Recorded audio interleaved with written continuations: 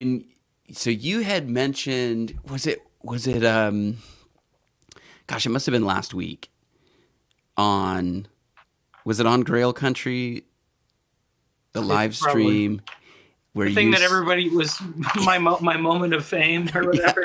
yeah. Yeah, Well, this is where I was like nodding along. I'm like, because that live stream goes out in the morning, and I'm like getting my kids ready or whatever, and so I've got it on kind of in the background, and I'm just kind of nodding along, and when you said, I don't really like want my wife to invite a bunch of random people over if they're not going to be able to talk about Jordan Peterson or what have you. And I think that just kind of resonates with a lot of people. I think I think there's more permission maybe that people feel like they give themselves today to kind of share their weirdness. And I'm not saying Jordan Peterson's weird or whatever, but it's just like yeah, the common thing would be like, well, let's talk about football and lawn care and how expensive gas is and all that stuff. And it's yeah. like that's all tired. We're done with that. What about aliens? what about like what about all this other stuff? And I think Jordan Peterson. Well, and this kind of takes me to Schaeffer. I'm sorry, as I just sort of compile my thoughts here. It was that conversation where I thought, yeah, I feel kind of the same way about Francis Schaeffer. Uh, I found Schaeffer early on when I became a Christian. I didn't grow up in the church. And it was his documentary series. It was his 10-part miniseries that it was accessible to me. Like Hmm. the book was, and Schaeffer has a way of writing that I think is accessible to people. And the book was one thing, but the miniseries was another. And I think that's where Schaeffer was really ahead of his time. I don't know if you agree with that, Oh but yeah, for sure. I mean, I think honestly, yeah, it's like yeah, I think really he was looking at, I think because what was the thing that he compared it to, like Carl Sagan's whatever thing about like the cosmos, I think it was, and that yes, like and it's on PBS, and we just yep, yeah you and you just watch these things, and like nobody was really thinking about the fact of the way that it's presented being so like well produced and having all this stuff that like yep, it just sort of makes the message sink deeper into a person's um, consciousness or whatever, so that yeah, you just take it for what as just truth, or you're not questioning it. You don't even know, like, how when you watch these kind of things where it's like infotainment, we don't even know how mm-hmm, much we mm-hmm, are really um, getting out of it, or how it's affecting us. We just think, yeah, wow, this is really cool, but it's shaping our thinking in some way. And yeah, he took that to apply it more to a historical, kind of approach to Christianity and how we got where we are and mm-hmm. all that. He used he used the medium that was available to him. He used the tools. Yep. This is kind of part of the conversation around Paul Vanderklay's channel and just the use of digital media. The use, how do Christians, if you have the message, the good news, how do you present the good news? How do you present that in an age of digital media? And where people, the town square is sort of gone. The town square now is in digital space. And here's Schaeffer. Now, let me see if I can get this. I'm just gonna. I do not do a I'm sure that. podcast, UFC event. Do you I hear don't that? do I anything hear it. Yeah. Okay, using so that's me all that. not having YouTube Premium because I. Oh, and there's another one. Shoot, this is where maybe I could invest a little bit. Particularly when it comes to like live streams and stuff like that. I just wanted to show, like, in case people are not familiar with Francis Schaeffer. Oh no, I just removed that. That's not what I want. Okay. This is what we're talking about. And this is the first episode. It's How Should We Then Live, which is a book that Schaeffer wrote. and he wrote the book, as far as I understand it, fully realizing that he wanted to make it into a documentary. Like, I think, Yeah, I think it was like, or however, I think it was like his son Frankie's idea. I think was to do the documentary thing, yeah, where he was the one that more or less figured it out. And I think Francis like wrote the book with that in mind, because yeah, like writing books was what he was used to doing. So yeah, that's probably his way of organizing the thoughts and everything. right. And that's where it's like, okay, the book is one thing, but the mini series is really where I think, and again, this is where I found Schaeffer, was because it was in a visual format, because I could hear him talking. Again, the book is great, but this took it to the next level, which again takes me back to this whole conversation that we're having as far as how do we use digital media. This Schaeffer he wrote the book, I think, in it's like late 70s. Yeah. And the miniseries came out in like 81, 82, something like that. Let's see if we can. Let's see. We can do a quick Google. I think that's a set. I'm trying to look at these Roman numerals here. I think I'm guessing that's L is 50, so 77. No. 1977, I think. We don't need to be doing all the thinking. We just say. I was homeschooled, so Roman numerals was something I needed to know. Let's see. We're gonna see. You said what? 1977. Yeah, that's the copyright anyway. Was it a mini? He died in 1981. He died in 81. I think maybe it was 84. I was born in 84, so I think that might have been 1977. I mean, think about that for a second. In 1977, Francis Schaeffer is going, okay, I want to write a book, and and the premise of the book is there's a flow to history and culture rooted in the way people think. So we're gonna look at the Roman age, and we're gonna start there, and then we're gonna move forward. And people debate on Schaeffer's philosophy and stuff like that, but I think it's a perfect place to start. And anticipating the fact that it needed to also be on film.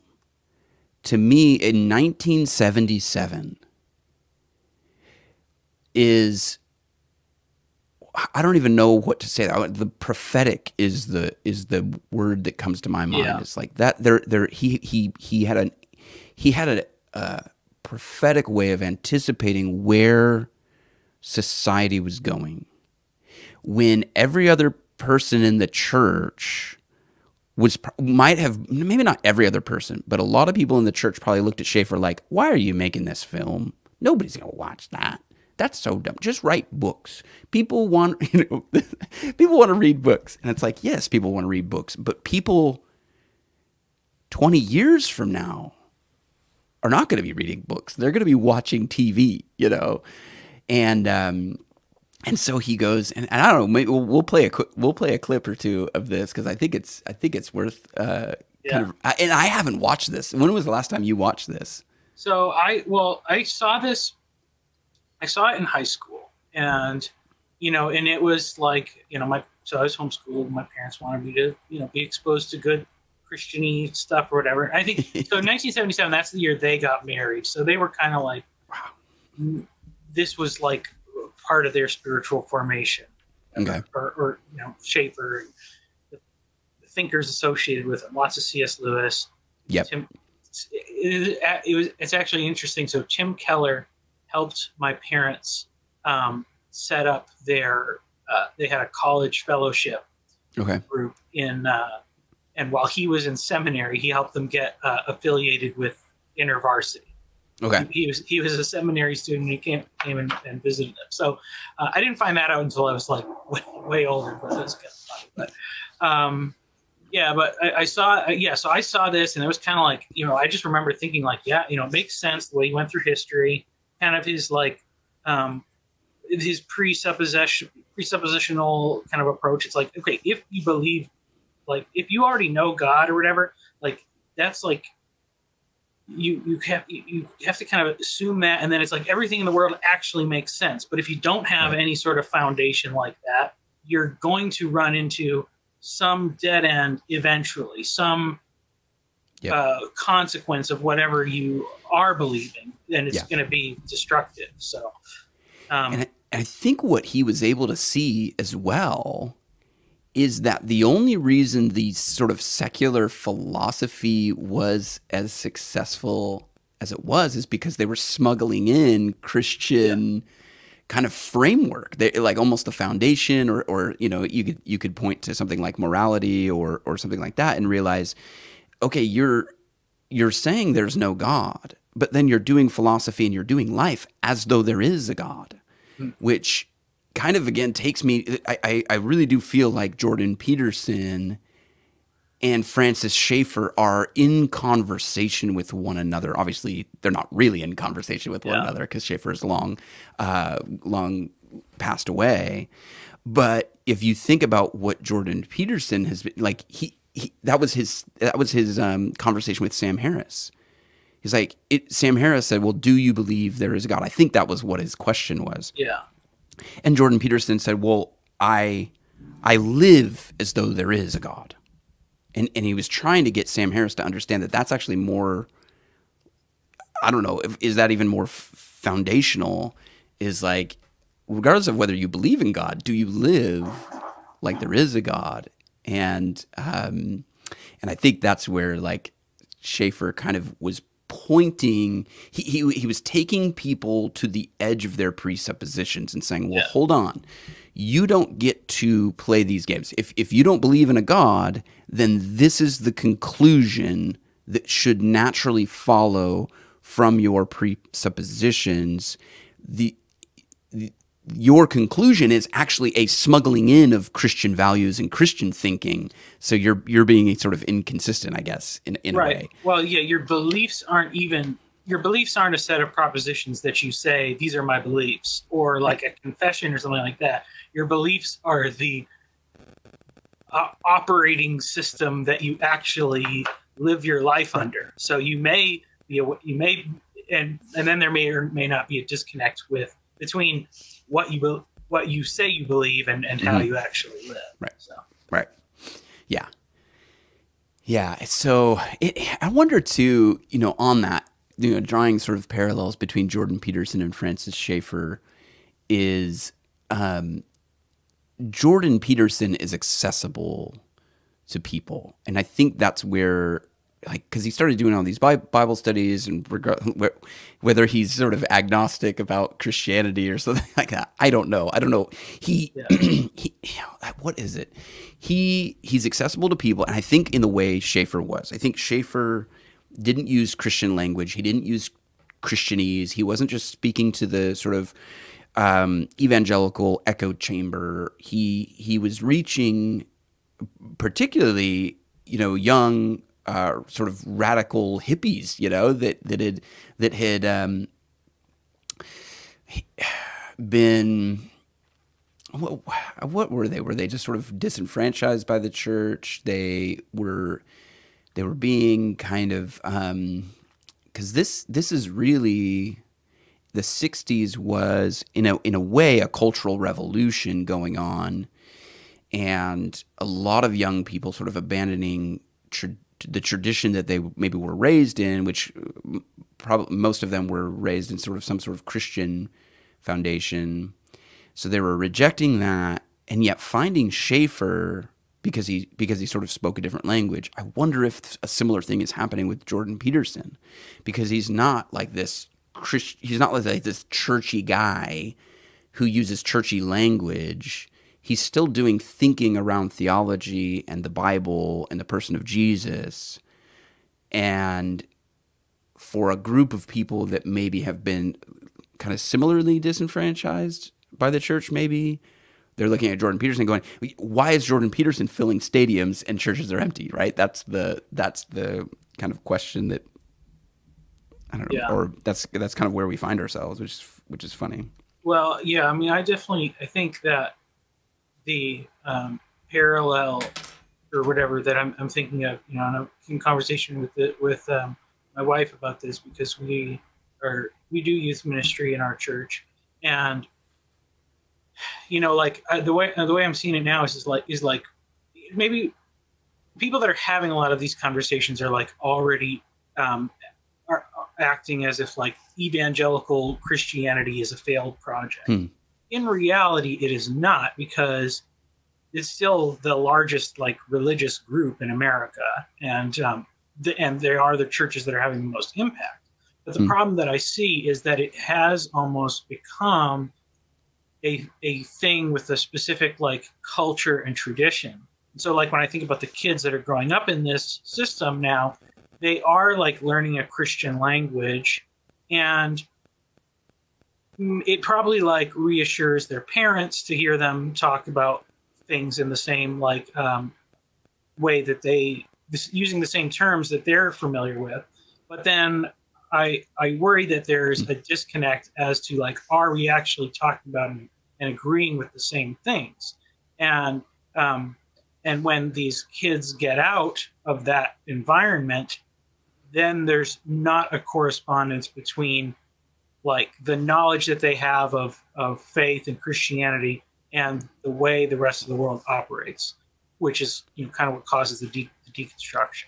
So yeah, which is why I'm like, oh, we gotta figure this out before, you know, everything really goes bad, which I think Schaeffer was trying to do.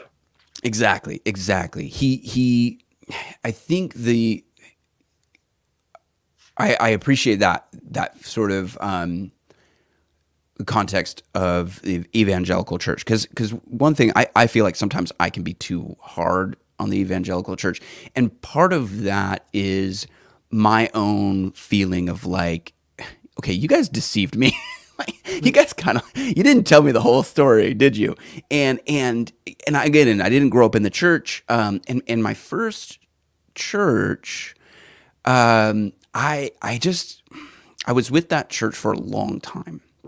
That was the church that sent me out as a missionary. And so for 6 years or so, I was doing missionary work, but I was still very closely related to this church. Came back, and I was on staff with them for another 5 years. And I can remember very distinctly, because I was probably 13 or 14 when I really started to explore Christianity. And my youth pastor was not well prepared for some of the questions that I had. And a lot of it was kind of like, well, you know, we don't really think like that. Like, we don't really ask those questions. And I'm like, okay, so if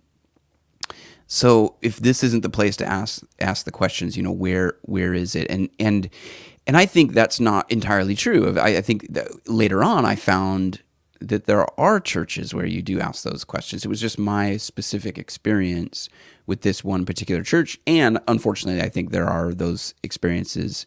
Those experiences are happen more often than not. And so that's one of the things that motivated me to enter into youth ministry, was I don't want to repeat the same mistakes. I want to, like Schaeffer, I want to be 30 years ahead of the game. I want to, the church, the unfortunate thing, and I think what I was experiencing early on in the church was that the church that I encountered was a church of 20 years ago, not 20 years in the future or 30 years in the future. They were not anticipating where culture was going, because they did not understand what Schaeffer was talking about. There is a flow to history and culture rooted in the way people think. And if you can kind of look back at how that flow took place to our current day, then you can kind of anticipate where things might be going. You could try. You'd be better prepared, I think, than if you didn't have any of that. So, yeah, that was kind of one of the things that motivated me to actually be involved in youth ministry was, honestly, Francis Schaeffer, and the fact that here's a guy who kind of this, he prepared. It's like this. So what you were saying was, you know, parents and kids kind of having the same language and kind of like being involved in the same culture. And then when those kids go out into the world, there's sort of a disconnect. Am I understanding you right? Yeah. In a way, is it that the Christian experience that I was taught doesn't apply to the world in front of me? Like, it applies to the church experience that I had, but it doesn't. Like, when I went to college and when I started getting a job, like the Sunday school stories were not strong enough to sustain the challenges that I faced in life. And I think that when we kind of remove the language, let's say, when we kind of pull back the curtain and we say, okay, when you were 5, we told you the story of Noah, you know, and it's a cute story, and there's a boat, and there's animals, and there's a flood, and there's rainbows, and we kind of tell you that part of the story. But now that you're in high school, let me tell you the rest of the story. Like Noah plants a garden, and then he gets drunk. And then his kids show up, and something happens that we're not really like. And what do I learn? What's the takeaway there? That all the remarkable people in Scripture are not remarkable people. You know, they're all flawed. There's a better Noah out there. The story of Noah leaves me longing for a rescuer who is perfect, who's not going to fail like Noah failed, you know, who's not going to. So does that make sense? I feel like I just went on like a long sort of thinky-talky diatribe there, but I think that's the challenge that the church has is I think we've gotten really used to framing the Christian message a certain way, and I don't know that frame is going to help young people 15, 20, 30 years down the road. That's why we've got to talk about AI. We've got to talk about these things, you know. Well, and I think it's interesting that you brought up, you know, the kind of sort of thing, the thing about Noah and stuff. You know, because what I've been, it's fun, you know, we're not, I don't know if we're necessarily having a ton of success, but what I see is like the way that it's worth doing. You know, well, what there's like a piece that's that I see that kind of goes in between those. That if somebody grows up in church, you know, you have children's church and stuff. Yeah, you do have all those like cartoon versions of those stories. And then what's typical, I think, is you kind of set those aside, and then like this is where I think we had a solution that came in response to some of the problems. Was that like for a lot of youth ministry, it became maybe a little bit more centered on things like apologetics, or the teaching was very much, and this is, I think this is the problem with like Protestant church in general, even though I am proud to be a Protestant, and I think it's the most suitable for forging a path forward. But you know, like the focus on like Pauline epistles as like teaching, you know, and you think like, so we had got a curriculum that was, you know, so that some of to try to reduce our load of coming up with material or whatever. But like most of this curriculum is like all like, okay, we're going to go through Ephesians and Galatians and Romans, and those are all great.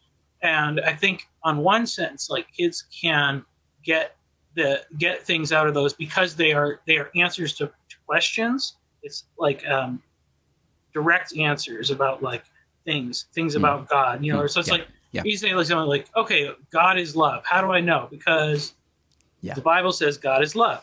And then, okay, well, how do I explain that? And then maybe you say, because of Jesus. And then you say, okay, so we learned about Jesus in the Gospels. Yeah. And then how the heck is this story of Jesus in the Gospels connected to this other part of the Bible where God's flooding the earth and all this stuff? Mm-hmm. And then you get like the, you know, I mean, I think there's probably a lot of like Marcionite believers in the church or whatever, you know, that have made that connection. So kind of what I thought is like, okay, if God is love, somehow, and he's eternal, and that's a consistent quality of his nature as God, that must somehow be something we can find even from the very beginning chapters in Genesis. And it's something that, you know, and I think that the great thing is like Jordan Peterson takes us back to these things, and the benefit is that most of the people that are listening to him have discarded whatever they knew from as being kids. So they're starting with a blank slate, and then he's showing them, not always perfectly, but he's showing them a lot of what the depth is there. And I think, you know, what I would say is, okay, well, now that we're in the church, we need to do the same thing, but show that what it's consistently pointing to is the coming of Christ and the redemption through his coming and his sacrifice at the cross. So, because then, you know, if you see that and you see how it's connecting and everything's building, then you're not going to be blindsided by these really kind of cheap attacks that do disrail so many people because their roots aren't deep. Yeah. I think you're touching on something that is really important to student ministry. And that is, we begin teaching young kids in children's ministry through story. And then you're exactly right. Why is there a disconnect that like suddenly when you move from like children's church to student ministry, and I love apologetics. Like I'm that's one of my backgrounds is in apologetics. But suddenly it becomes sort of like propositional theology. It's like, okay, we didn't keep the stories, and that's what Jordan Peterson is doing.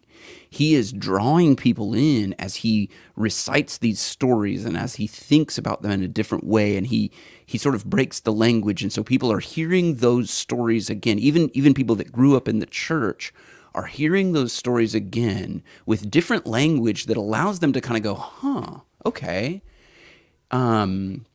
I never thought about it that way. My wife is doing a Bible study. She was asking me about Genesis chapter 4, or no, yeah, I guess it was Genesis 4. She was like, you know, what's the deal with these Nephilim? And Genesis 6. 6, yeah. And Genesis 4 is Cain, which is Jordan Peterson. I was like, oh well, that's, you know, I just did like several videos on this, and part of the reason I did those, actually, part of the reason I started exploring that whole part of Scripture is because of a student's question, because we were going through Genesis, and I didn't want to skip over the parts that were fuzzy and weird, and I didn't quite understand them. I'm like, okay, I'm going to answer this Nephilim question once and for all. I'm going to find, like, what do I believe about this? But why are students curious about that? It's story. It's the story of human history. It's the story of our. It's our story, you know. And I think when you start to break out of the kind of normie stuff, you begin to see these stories in a whole new way. That's Genesis 4, or excuse me, Genesis 6 brought me all the way back to Genesis 4 when God tells Cain that there's a beast crouching at his door. He calls sin a beast. And I just never thought about it that way. Like there's a manifestation of this sin that is like a beast crouching at my door wanting to devour me. And that's Jordan Peterson talks about that.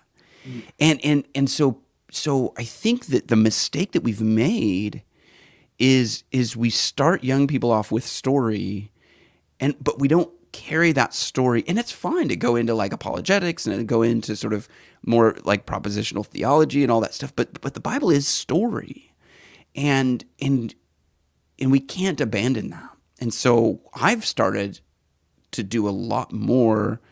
I actually love doing Old Testament overview with my high school students. That's what I do, because it's all story.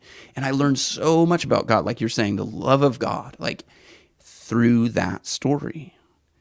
Like, how do I talk to a student about pain and God's sovereignty through trauma? I go to the story of Joseph, you know? I go to those stories and I say, okay, hey, look at what's happened. Like, this did not look like God saving his people. It just looked like a brother betrayed by his siblings, thrown in jail, and forgotten. That's what it looked like. That's what that story looks like until you get to the end and you realize, oh my gosh, this is the story of God's faithfulness through trials and suffering. And so, I guess what I'm saying is I feel like we've abandoned story, and that's why Jordan Peterson is appealing to people. I don't know if that makes sense. Yeah, no, I mean, I agree. I mean, I think so. I mean, so kind of to bring the thing to this, how I ended up here. Mm-hmm. I had heard that I'd seen the Schaeffer video in high school, and it definitely was like, yeah, this makes sense. That's great. And I think it kind of gave me enough of a background, more or less, to just trust the church, trust the Bible, trust, God's plan. But then, I became disillusioned, also through like the experience of working at a church and seeing how, they were set up to, I guess let's say like sometimes churches are set up to make converts more so than disciples. And then even then it's like, what do they do? They're not always set up to help the people that love God, but are called to live normal lives. Like, the only thing they say they have for those people is perhaps volunteer on Sundays in some way, or give us your tithe money, And it was actually that. And then I think the kind of premillennial rapture eschatology that's just in the air, kind of when stuff started going on during the pandemic and things like that, and certain people are pointing to like all these things as signs. And I had become, we had just had our second child. We had 2 young children, and I'm just like fearful for the future. And I'm like, what is going to happen like to my kids if like, the persecution is going to start or whatever. And in the midst of that, I actually started to listen. So I was listening a little bit to Alex Jones, because I had heard like something that was like, I don't know, that sounds crazy, but maybe there's something there. And so then I remembered that when I saw like what I perceived to be crazy stuff going on in the world. And then I'd heard like, oh, he was really funny on the Joe Rogan podcast. So I watched Alex Jones on the Joe Rogan podcast, because I'm like, I don't want to be like taken in or whatever. But then I'm like listening to it, and I'm like, you know what? He's not, as from what I can study in the, see in the Bible, and like the nature of evil and the way things work. Like I can't say he's crazy. Like I don't think he's necessarily, he's not trying to be theologically precise or anything, but he's not crazy. And so then I kind of went down a little bit with that rabbit hole. But the interesting was that at the same time, YouTube's algorithm. So I start watching Joe Rogan, and then I saw Joe Rogan, Jordan Peterson, and I'd heard of Jordan, and wasn't like particularly interested. Whoever was talking about it before, I think just because it was that kind of thing of like, oh, he has some interesting ideas, but he's not a Christian, so like, how valuable can what he has? how valuable can what he have to say be to a Christian? So I didn't really look into it, but then listen to him. That kind of stirred things up for me, and then at some part, it's like, so then I just was like, okay, I need to start going more into depth of rooting this stuff in my faith, and I came across an audiobook version of this series, How Shall We Then Live? Yeah. And then I listened. I hadn't read the book. I had only seen the video series, and then I listened to it, and then went and looked up the video series on YouTube.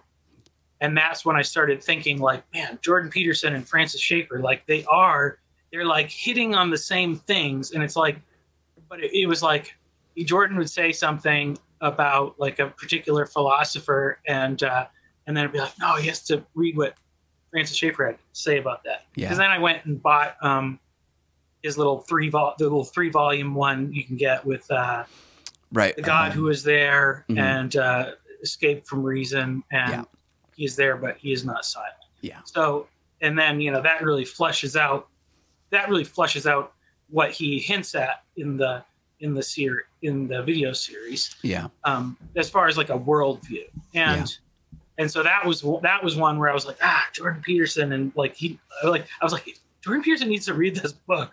Yeah. So then I started searching. I just searched that on YouTube, and I found Paul Vanderklay talking to Burn Power, because I searched Francis Schaeffer Jordan Peterson. Okay.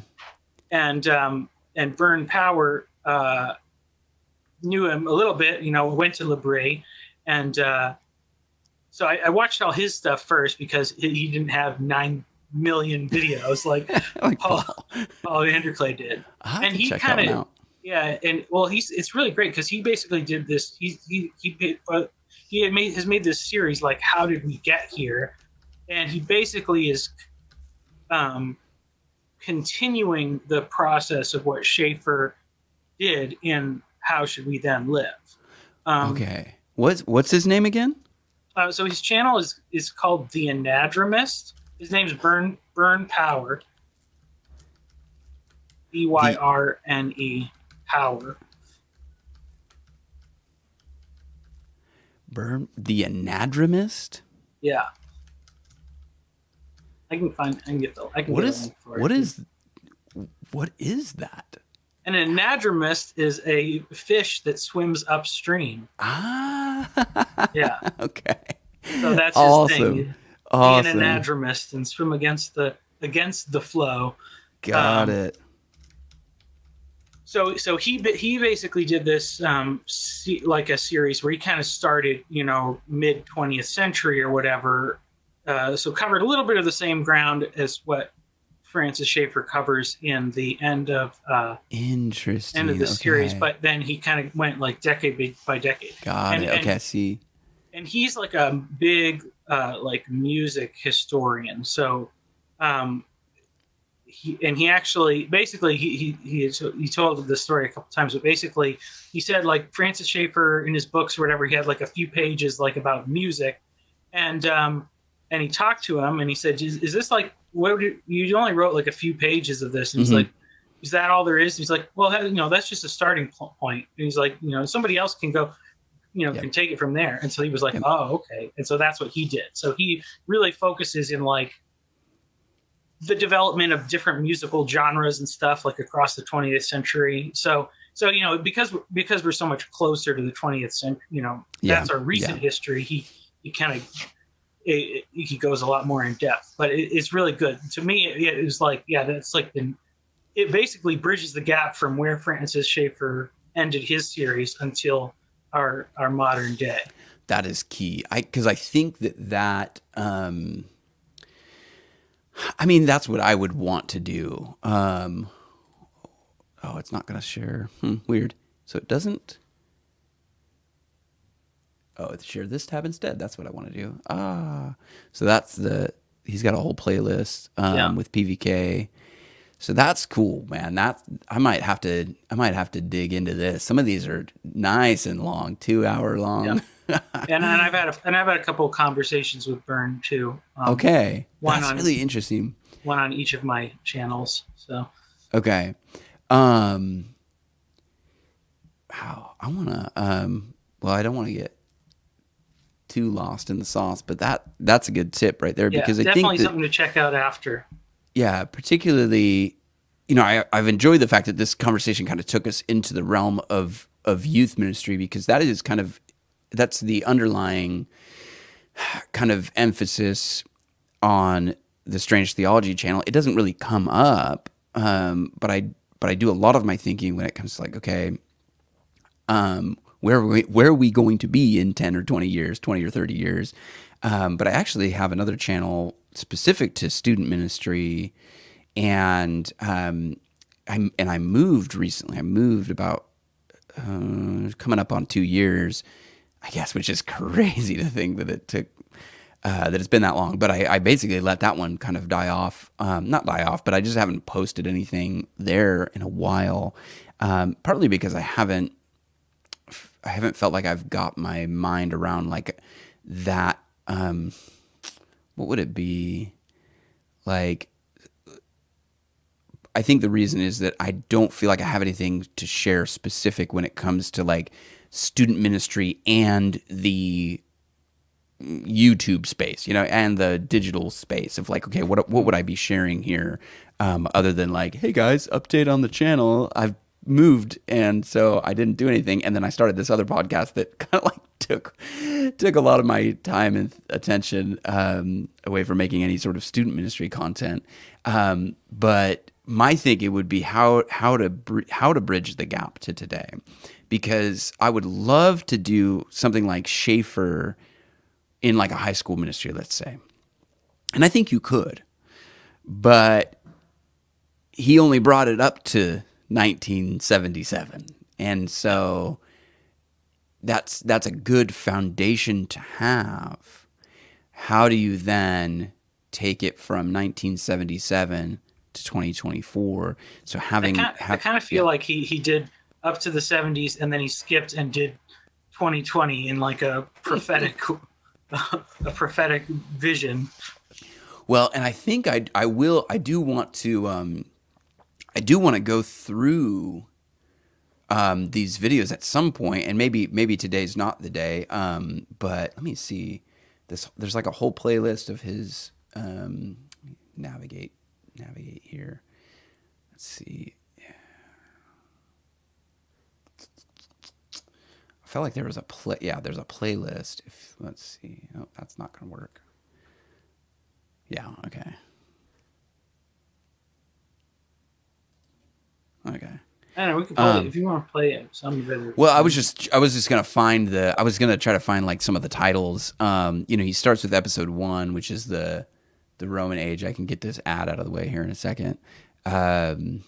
These just say episode 1 season, but I wanted to see like what some of the stuff he covers, because I think I do know, just for your information, I do know that some of the music in there is like copyright.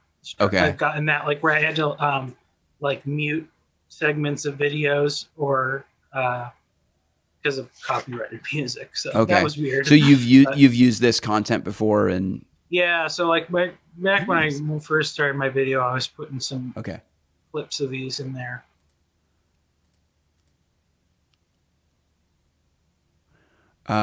This one I think is, and I know I've got it muted, but I just wanted to see, it's the age of fragmentation. I think that's where he starts getting kind of prophetic. He starts kind of, again, sort of taking some of these conclusions, or taking this worldview and drawing the conclusions out. Because it's like, again, if you don't have God, like you live in God's world. God created this world, whether you believe it or not. And so when you don't believe in God, you've sort of dislocated from God's reality. And what happens? Fragmentation happens. What's sort of the conclusion of that? nihilism, you know. Hmm. And I think about just how many young people today are dealing with depression. They feel like they don't have a place to belong. They feel like they don't understand their identity. They don't have a purpose, you know, and we're there. And, you know, again, I hate to say it, but I wonder if the church is prepared for those young people, for those questions. I don't know if we've done a good enough job of sort of staying current with some of these things. Or Yeah. maybe, and I'd like to get maybe your thoughts on this. Is it fear of going into these areas of culture? Is that part of it? Like I Fear don't want to. on our part, or Yeah, on on. behalf of the church, of like Yeah, going too far or I going think so. into in a, you know, not heresy, but like that's certainly out there. You know, people thinking, oh, that's we can't talk about that. You know, or Yeah, I mean, I think that's a strong thing that I have felt like that there's a strong impulse to moderate how we communicate, even just like how we share what the Bible says, for fear of like wrong interpretations yeah, leading to behavior that we don't want to condone, or to like, yeah, bad, maybe some kind of bad doctrinal beliefs, or um and probably even some of the stuff is, because that was the thing that I realized, is like that there was so many of these like hard parts of the Bible that I mm, hadn't wrestled through mm, personally. And so and then confronted with, some trying circumstances in where our country's going, and the state of the world and things like that, I had to see, like, is it necessarily, are we necessarily doomed, or is mm, there still like mm, a hope in there? And mm, and ultimately I kind of came to a conclusion, like that. This is what I think was a big problem. So maybe we'll say with like so I think, because I know I sent a couple emails to our pastor when yeah, the thing started to shut down, and so I'm sure many other people did, very. I wasn't like a regular person who viewed the Gospel Coalition, but like I was just like, mm, yeah, things associated. I was always favorable towards Tim Keller and that, but then I started seeing like these articles on there that I was like, this is propaganda. And then I would look at the guy and I'm like, oh, this pastor is in a church in or near Washington, D.C. yeah, Like, this is very suspicious. yeah, And so you kind of wonder about things. And I think that a big problem was that people would notice these things, mm, whether, and maybe if, not even, it didn't even have to come from Alex Jones. It could come from a much more right, reasonable person than that. And then if they brought their concerns up to their pastors, they would get this, don't believe in like crazy stuff or whatever. And what I basically said is like, no. What we need to do is we need to like mm, realize, like, you are right. Your fears are absolutely mm, validated because the Bible actually speaks about this. But he who is in us is greater than mm, he who is in the world. And so, but don't downplay the seriousness of people's fears and the things that like, I think that was a big mm, problem, is that churches wanted to sweep things under the rug and assume that things would go back to normal. Which, if you watch the Schaeffer series, nothing ever returns to normal. yeah, So, yeah. that's kind of an important lesson to learn. Yeah, there's definitely a trick there, and I think going back to kind of my own struggles with kind of, and I would say just I'll try to make a distinction between the evangelical church and the normie evangelical church, and I would say that because like the normie evangelical church is kind of what you're describing. I think is we're a little bit afraid to sound weird. We're a little bit afraid to sound strange. We don't want to get in trouble. We don't want to like stir the pot too much. We want to kind of play it safe, doctrinally and how we do church, and everything kind of becomes this safe way of operating. And for me, it was the hold on, I'm not going to lose this thought. It's going to come back to me.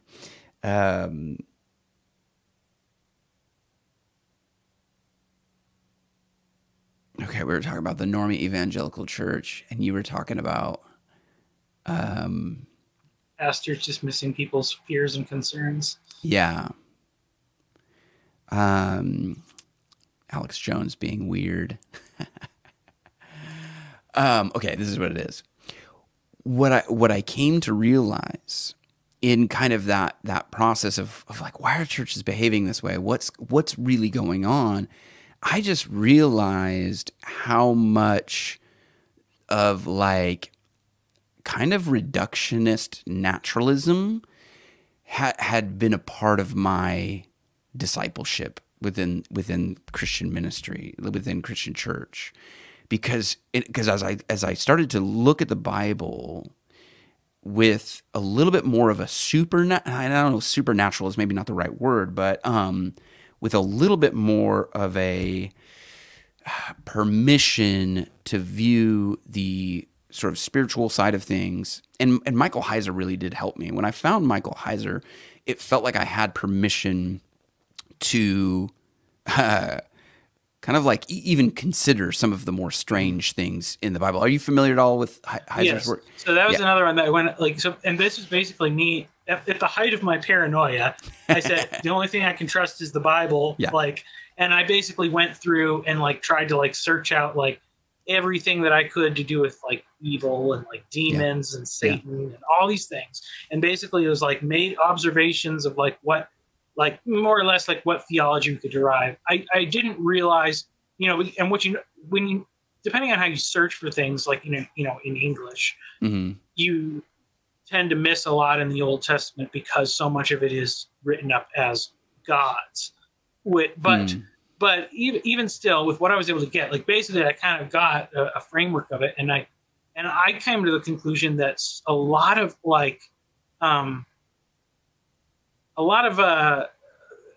things that the church was teaching or believing or accepting were probably influenced by spiritual forces to more or less keep people inactive, just being afraid or not taking any active role. And then I stumbled across Michael Heiser, and I was like, oh, he validates everything that I came to on my own, which is like, that's always the way it works for me, which is like comforting to me because it makes me feel like I'm not crazy. But yeah. I think a lot of people, and you know, I think Heiser, he like Schaeffer, even like Jordan Peterson, he's kind of one of those people that was like, he's the right guy for the right time. And I have one big beef with him, but with his community more or less, but kind of the community around Heiser. Well, you know, so I think this is the weird disconnect, is that so many people, you know, people get into Heiser and then accept like a lot of what he'll say about these like archons and, you know, spiritual forces, things like that. But then, you know, so much of his career was he's an evangelical, but he's living in the world of like critical scholarship, and then like not questioning. And this is coming from like, get some Francis Schaeffer in there. Like Francis Schaeffer was very critical of the scientific methodology of the day, and you know, and where it's ended up. And like basically, you know, because Heiser kind of said like, you know, and I think it's this thing of maybe people who are more educated or come from an academic background and like, you know, the Francis Collins type people who, you know, it's like, do I have to give up my belief in evolution to become a Christian? And he kind of gave them like no, you don't have to. And I don't even, I think personally, it seems like he just didn't want to he just wanted to give that permission or whatever. But it seems like many of the people that in his community have kind of taken it and run with it. And it's just strange because I feel like it actually does not fit with everything else he says. Like all of the, like, because I studied a lot of creation science too. And I think that they're too materialistic. So you need like Ken Ham and Michael Heiser and smush them together. Yeah. Well, and that to me has been, I will say, like, it is realizing how much kind of like naturalism, I think that's a good way of thinking of it. We sort of read the Bible through kind of a naturalistic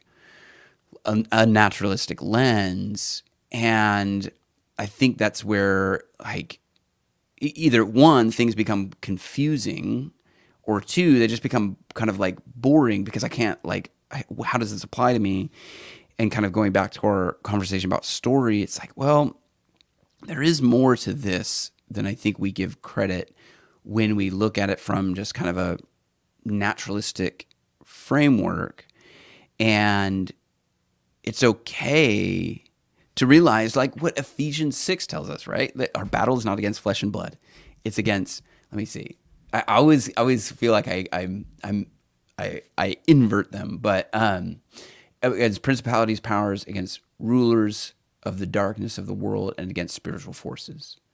So it's both the spiritual world and the material world. It's not one over the other. It's like, and I think that's where, I try to have some sort of balance. And maybe balance is, I don't know, not quite right, but I just think it's one world. I think the spiritual world and the natural world are one world. And as I read the Bible, I realize, man, there's all kinds of, and I don't know, I try to balance this, like, is there a demon behind every event? Is there a spirit behind every event? And I think early on I'd be like, no, you guys are just looking for spirits and demons where there aren't any. And I think I've come a little bit closer to, like, there might be, like, everything, like, and the good news is God's spirit is behind everything. God's spirit is in control of the flow of human history, and there's sovereignty there. That, again, it's like the battle's not against flesh and blood, but against these forces and powers, and yet God has equipped us with armor. God has equipped. He hasn't sent us out into this world unprepared, and I think that's ultimately where we.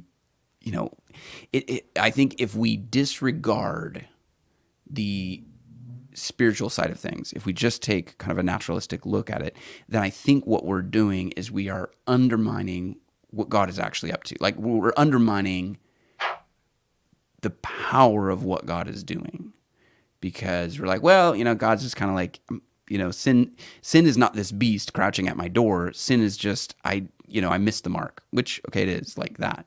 But then I realize, if sin is that beast, and I'm powerless over that beast, and yet Christ has slain that beast for me, now I understand what he's done for me in a more full way than if I was just looking at everything from a natural perspective, or more philosophical in that way. So and I think so then the other book that really helped me kind of wrestle with this stuff was That Hideous Strength, which we talked about, and that whole series too, and it is that thing where it's like in Paralandra where what's his name, Ransom has to wrestle with the unman, and it's like, well, there's a spiritual aspect to what's going on, and he's trying to fight this spiritual battle with, like, words and things, but then at a certain time it's like, no, these two old guy bodies like need to go and have a fist fight, and like, and so which is like me, I don't know, it's, and analogy for that maybe in some ways, like maybe somebody just needs to like turn off their phone, or like don't wrestle with the phone on the phone's terms. Put it down for a while or something, you know, or something like that. But yeah, there's definitely a way that these are connected through like the spiritual and the physical are so interconnected. And I think that, I mean, probably Schaeffer would say it's because we've kind of adopted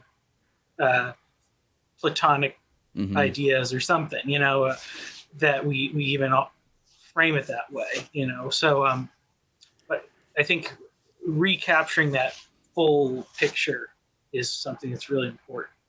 And ultimately, like, I came to a place of extreme hope in what God's going to do. And so, you know, at the other side of my struggles, I am more convinced than ever of the reality of evil in this world and the influence of spiritual forces. But I am even more so convinced of God's ability to redeem and reconcile whatever circumstances we're in.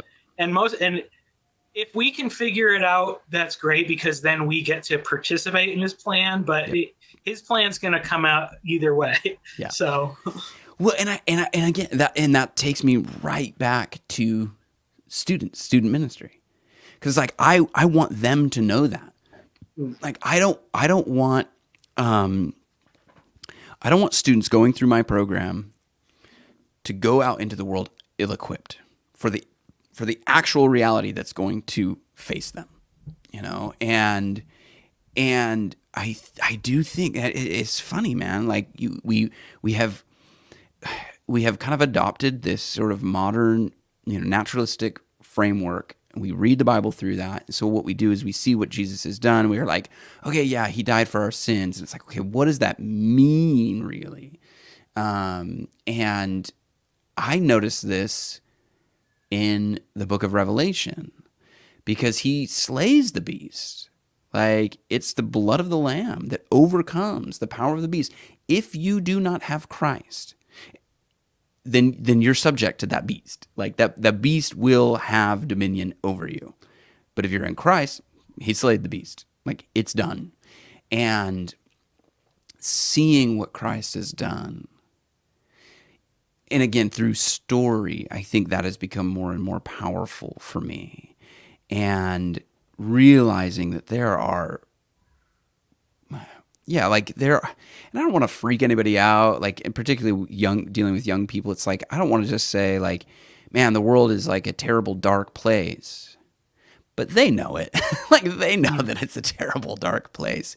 And if the church cannot be a place where they can find refuge, where they can be equipped with, you know, the armor of God from Ephesians 6, like Ephesians 4. What am I doing? 6. Numbers are hard for me. Then we've done a disservice. You know, we've done a disservice. If we just go through the Sunday school, like the Sunday school lessons are there for a reason and they serve a purpose, but eventually we have to move beyond the Sunday school lesson. And it's almost like, you know, how you have like ratings for TV shows or video games or something like that. I tell my students when they get into middle school and then particularly in high school, but I say, you know, sometimes we're going to read the Bible at like a PG-13 level. Like, we're not going to sanitize it down to PG or G rating so that it's okay for us to talk about it in the middle of the church.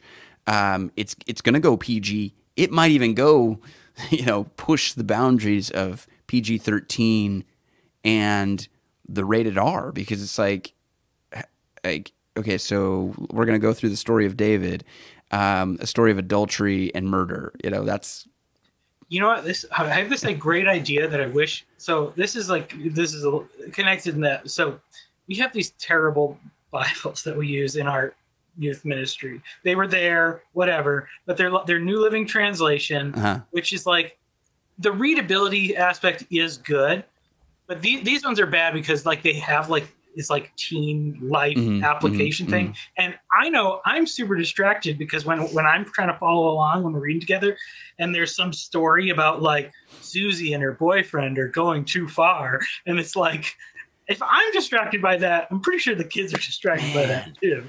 So that's like in the Bible, right? It's like a Yeah, little yeah, yeah. comic. They're It's like a like little little. comic There are on the these side. little like side notes about like how this is like supposed to apply to your life or something. But See, this and is my weird. This is my one thing. Like just as a translation thing, and I kind of learned this from Heiser or whatever because, like so they translate everything as like sexual relations, right. where in the Hebrew it's got this idiomatic Mhm. language of like uncovering nakedness, Yeah. which to me, if you translated that part literal, keep all the rest of the Yeah. readability, Yeah. translate that part literal, and then you can tell that to a 5-year-old, because a 5-year-old Mhm. understands nakedness is not Right. something you're supposed to, that's private. You don't, Yeah. and so you can teach them the lessons, and they can understand the full implications without this kind of like, because otherwise what happens is you say, well, I'm not going to read this part that says sexual relations Yeah. Yeah. to elementary students. I'm Yeah. just going to skip that part. So Well, and doesn't that betray the fact that have we're not aware of the power of the biblical story, that we in a modern translation of the Bible have to add other stories, little comic book, little side things to say, see, this is applicable to you, young person. This is interesting. This little story about Susie and her boyfriend going too far. See how that applies. It's like, no, the story of the Bible applies to them. We just have to do the work to, at least, like, we need to equip them to see that story for what it is, and not try to add some other story. That's just so funny to me that I hadn't thought about that. Like, yeah, those little like teen life application Bibles have all these sort of other stories added into them, because it's sort of betraying the fact that we think that the Bible story isn't applicable, or we're not sure how to apply it. So we have to give well, this up like or ancillary I think story. that's where the fear comes in. I think there's a big fear that if we Mhm. just read these things, we're worried about, we want them to just draw a particular conclusion and not some other conclusion, Right. or Yeah. and What they might like, start thinking if they yeah, just read the Bible. Oh, it's almost like we need another Reformation. I don't know. Oh, that's interesting. Here's what I'll say. I recommend the CSB. That, I think, is a great Bible for students. I think the readability is there, but I think they're also faithful to the text, and they're not just going with the conventional translation of things. And I noticed that in particular when it came to the birth narrative of Jesus. They don't put "there's no room in the inn." Like NASB, ESB, all these translations that we think, oh, these are faithful to the text. They all translate that passage that there is no room in the inn. Of course, there's not an inn, but the CSB translates it, I believe, there's no room in the gathering house or the meeting house or something like that. yeah. And so they're breaking with that conventional translation to stay more faithful to the text. I just really appreciated that. And I think that's where Heiser kind of takes me. He's like he's not afraid to do theology bravely, sort of pushing against some of the conventional maybe interpretations. I think that's what Schaeffer was doing. I think that's what Jordan Peterson is doing. They're not accepting the conventional narrative, and being okay with that, because it's not serving us well. We need to follow the story of the Bible where it's leading, even if where it's leading might be a little bit uncomfortable for our theological space that we've been in, this cozy little area of theology that we've been in, this conventional kind of theology, that is known to us and is safe, and it's always a little bit scary to have that pushed on, even in some subtle ways. But I think if we can help students endure that kind of uncomfortability and kind of go, oh man, this is a little bit confusing, but maybe it's confusing for a good reason. And maybe I should push in on this area where it's confusing so that I learn more of what's actually going on. You know, it's not confusing because the Bible was written in a confusing way. It's confusing because I'm not seeing the story for what it is. I'm not hearing the message for what it really is. So I think we could do better at that. Man, I gotta wrap it up. I am freezing. I don't know if you can see. Can you see? I can't see that. Okay. But I mean, yeah. I'm in my garage. I'm wearing a hoodie and a jacket right now, so I can feel. Well, and I figured I didn't want to take up any more of your time. I figured about an hour was probably good. I'm gonna check out this this other guy you recommended. I would love to actually get into Schaeffer again. I don't know when and where, but yeah, I think that Schaeffer needs to be rediscovered by people. And so anything we can do to bring that, and I love the fact that all these videos are on YouTube. The quality is so bad. Like I think it's like 480. Yeah. But it is what it is. The message is still there, which is awesome. And so yeah, maybe we can find a time to get back together. Sure. So I have the recording of this. Are you recording it at all? It didn't let me have the option, but I think you may be able to share the link to download it. I will try to do that for you. And then, you know, because part of our conversation, I feel like a lot of our conversation was in and around kind of that student ministry thing. I may put it up on that other channel that I have, because I think that could be a good place for it. But okay, I will see if I can get you that link to download it, and then you can use it as you will. And then yeah, we'll try to find some time to get back after it. Sure. Absolutely. Cool, man. Well, stay warm, and yeah, hit me up at all, like on Discord or wherever, because I'd love to chat more. So yeah, absolutely. For sure. All right, man. All right. Have a good one. You too.